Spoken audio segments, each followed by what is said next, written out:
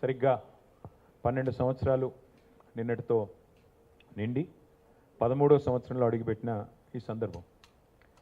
అయితే తెలంగాణ ఏర్పాటుకు సంబంధించి తెలంగాణ రాష్ట్రానికి సంబంధించి కొన్ని ప్రత్యేకతలు ఉన్నాయి. అది మీ అందరికీ కూడా తెలుసు. ఎందుకంటే తెలంగాణ రాష్ట్రం అనేది ఏ ఒక్కరి వల్ల లేదా ఏ ఒక్క పార్టీ వల్ల ఏ ఒక్క సంస్థ వల్ల వచ్చింది అని మేము అనుకోవడం లేదు. అట్లాగే ప్రజలు కూడా అట్లా అనుకోవడం లేదు. దేశంలో ఎవరు కూడా అట్లా అనుకోవడం లేదు.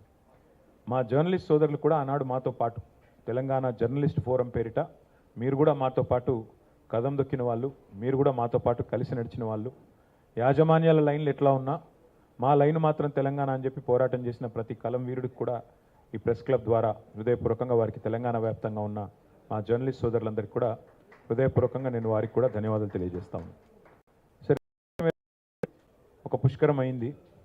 మరి మా పార్టీ 25 ఏళ్ల ప్రస్థానాన్ని కూడా పూర్తి చేసుకున్నది.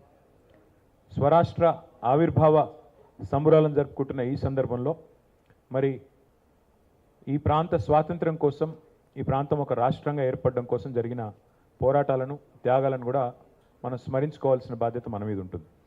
ఎందుకంటే ఇదేదో ఆషామాషిగా వచ్చిన రాష్ట్రం కాదు. ఎన్నో పోరాటాలతో, ఎన్నో త్యాగాలతో, ఎన్నో రకాల బలిదానాలతో ఏర్పడ్డ రాష్ట్రం తప్ప ఆషామాషిగా వచ్చిన రాష్ట్రం, ఏదో రొటీన్గా వచ్చిన రాష్ట్రం అంతకంటే కాదు. ఇక ప్రతిసారి మనకు ఒకటి తెలుసు, 12 ఏళ్ళు అంటే ఒక జనరేషన్, ఒక తరం మారినప్పుడు స్వరం మారుతూ ఉంటుంది. తరం మారిన ప్రతి సందర్భంలో మనం చూసినట్టయితే కొత్త కొత్త ఆలోచనలు వస్తూ ఉంటాయి, కొత్త కొత్త మరి ఆవిష్కరణలు కూడా జరుగుతూ ఉంటాయి. కానీ ఉడుకు నెత్తురుతో ఉరకలెత్తే యువతరం ఎవరైతే ఉన్నారో వారు ఒకటి గుర్తుపెట్టుకోవాలి. మనకి మన తాతల కథ, తండ్రుల కథ, మన జాతి కథ తెలియకపోతే భవిష్యత్తు కూడా మనకి అర్థమయ్యే ఆస్కారం లేదు. ఎందుకంటే వాళ్ళ భారతదేశానికి స్వాతంత్రం వచ్చి 79 ఏళ్ళు దాదాపుగా. మరి భారతదేశ స్వాతంత్రం వచ్చి 79 ఏళ్ళు అయింది కదా, స్వాతంత్రానికి పూర్వం ఏముండే ఏం లేదు అన్నీ మర్చిపోదామంటే కుదరదు.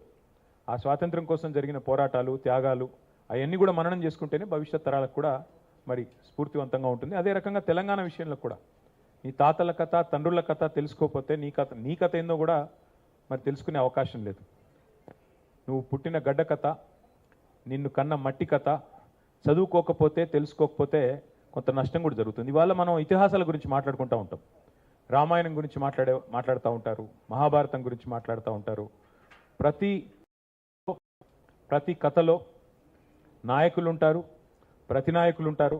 అట్లాగే మరి తరాలు మారినా, స్వరాలు మారినా వాస్తవాలు మాత్రం మారవు. రామాయణం ఆనాటి త్రేతాయుగం నాటి ఇతిహాసం, మహాభారతం ద్వాపర యుగం నాటి, ఎన్నో యుగాలు మారాయి కానీ ఇంకా ఆ కథలు ఇంకా చెప్పుకుంటూనే ఉంటాం. అట్లాగే మనకు రామాయణం చదివితేనే అర్థమవుతుంది మారీచుడు చేసిన మాయలేందో, శకుని మామ పాచికలేందో మహాభారతం చదివితే తెలుస్తుంది. అట్లాగే శిఖండి పాత్ర ఏందో, సైంధవుడి పాత్ర ఏందో, ఎవరు హీరోనో, ఎవరు విలనో, ఎవరు ఏంటో, ఎవరి రోల్ ఏంటో మనకు అర్థమవుతుంది. అట్లాగే తెలంగాణ కథలో కూడా ఒక మహోన్నతమైన గతం ఉంది, మహోజ్వల చరిత్ర ఉంది. ఇక్కడ వీరుడున్నాడు, వీరోచిత గాథలున్నాయి. ఇక్కడ కూడా